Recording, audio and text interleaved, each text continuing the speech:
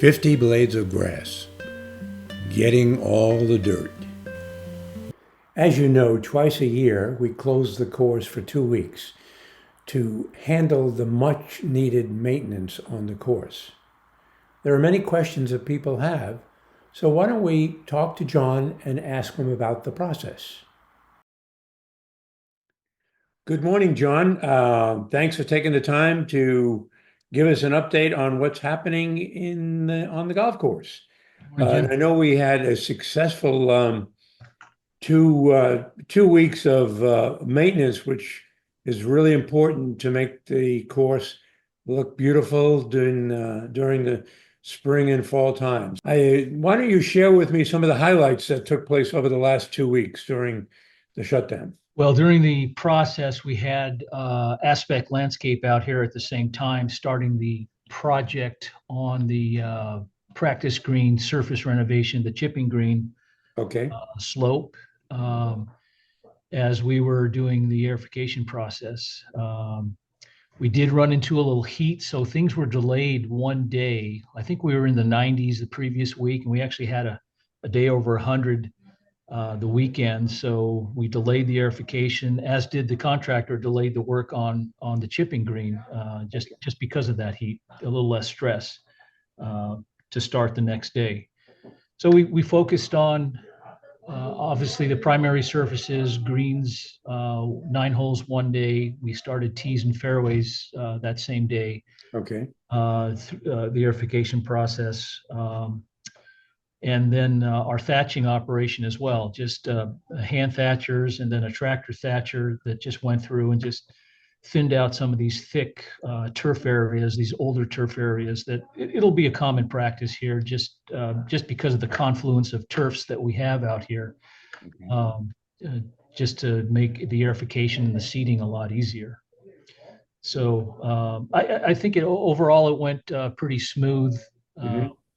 We didn't have any hiccups as far as the greens go, anything like that. Although I will say we did have some minor damage on number 10 green, which we're still in recovery mode right there. But for the most part, things went smooth. It's a little bit of a everything just has to be choreographed, so the crew gets together and make sure they work as a team, and we don't step on top of ourselves and have to go back and do areas, especially on green surfaces, that we don't want to have to revisit, and just make sure we have enough time for recovery. Okay. Well, you mentioned the weather. That's an important factor. It did have an impact on the schedule. What are the things that you consider when you're looking at the temperature, which I guess is the big thing? Obviously, rain would have an impact as well. But when the temperature, what is the right temperature where you feel this work would go unimpeded and you wouldn't have to adjust your schedule? Well, we look at temperature. Obviously, the window is the window to do it in. We don't really have much of a choice. But more so, we look at soil moisture. We don't want things too wet. That affects, the core quality. And yet we don't want things dry enough that we may be heaving soil. So, Okay. but all in all, it went pretty well as far as that goes. Okay, good. You did mention on 10 in the lower left-hand corner that the green was beat up a little. What happened there? Well, that was probably one of our few hiccups with the machine. It may have hit something, got out of time, and fortunately, the operator saw it. Uh, Although he did go about 20 feet into the green. Yeah. So, as I said, it just may have been a glitch with the machine. Hmm. Yeah. Yeah, it wasn't affecting much of the green area, so it worked out pretty good. I know it's important to have all the maintenance equipment up to speed and working properly and so on. Did you run into any problems where equipment became an issue where it had an impact on the schedule?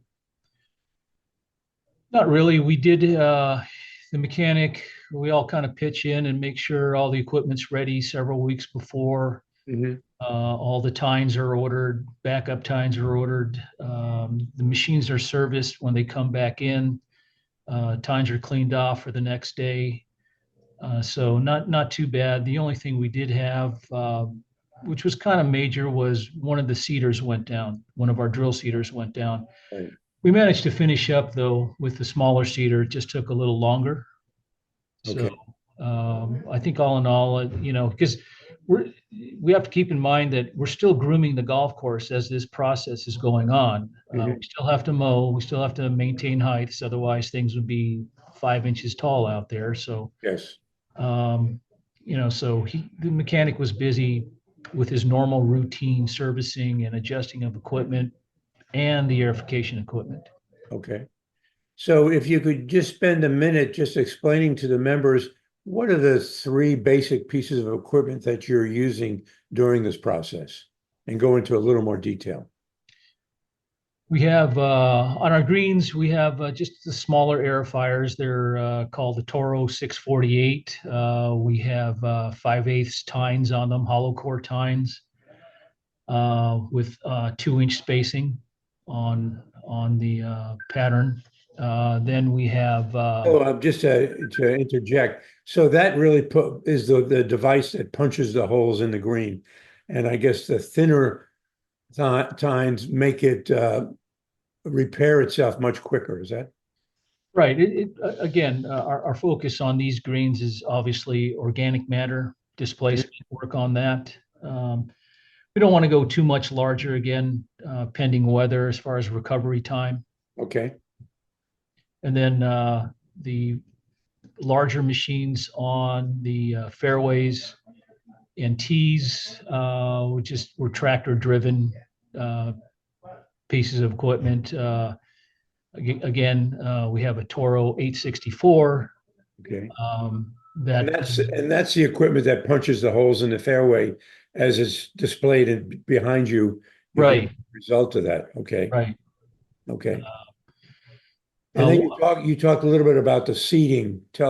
Explain that a little to the membership. so once we airify the fairways, we'll go ahead and broadcast seed first, and then just drag all the plugs in, and then blow any duff off, clean off any duff remaining on the fairways. Then we'll go in and drill seed on top of that. So we're putting about 4 to 450 pounds per acre when we do that operation. Hmm. And we're actually still doing it, believe it or not. We've got to follow up on some spots.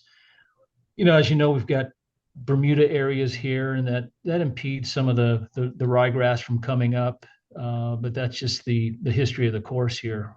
Again, the different turf types competing with each other. Okay. Now don't forget to subscribe and click on the bell to get notified when new podcasts come out. Thanks for listening. The membership really needs to understand the purpose of why we take these 2 weeks off to prepare it. I know I can see the real value in it, but maybe you can kind of share why you think it's important that we do this twice a year uh, to the course. Well, we have to first of all thicken the stand of cool season grass, uh, create more density for one thing. Again, we part of the aerification process is to break that profile up, pull the core. We do add amendments at the same time. I didn't mention that. We do add gypsum and some organic Okay. materials, but it's important for the profile, and that's what it's all about, is just getting a stronger plant, competitive plant throughout the fairways. Okay. I know members sometimes can't understand why do we have to take 2 weeks off and then we can't drive on the course for at least 2 weeks. Um, Believe me, the work that your team does during that period delivers a beautiful course to the members throughout the year. So it's a necessary thing that we have to do. So just a little comment from my perspective. The last item I want to bring up, not so much on maintenance, but we have this big problem with this huge pig that likes to wander around at night. So share with the members what's happening, what we're trying to do, and is Porky still around? Unfortunately, he is. We did have a couple days of a lot of activity, then he disappeared. So since that time, we've contacted Fish and Game, asked for a depredation permit to remove the animal. Unfortunately, we've had reports that there's more than one. Just last night, we had a report that there was 5 pigs. Ooh. So how do the pigs get here?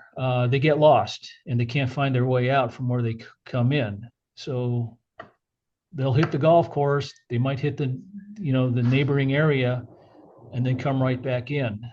So we don't have the permit in hand at the moment. We should have that this week. Mhm. But I have talked to the trapper and he is ready to go. So the pig, what's drawing the pig to the golf course? They're pretty much opportunistic omnivores, if you want to call them that. They're after grubs, worms, acorns, Okay. anything of that nature. Even though we do treat these areas for any insect or grub activity earlier in the season, it doesn't. There's still populations out there. Okay. They'll just root out for whatever they can find. Okay. Well, good, John. Thank you very much for the update. We appreciate you taking the time, and we'll see you during the next video. Okay, thanks, Jim. Now, don't forget to send me those questions. That makes this podcast go. So remember, send them to this email address right up here. Thanks again for your help. Or you can add your questions below in the comment field. And don't forget to give me some likes.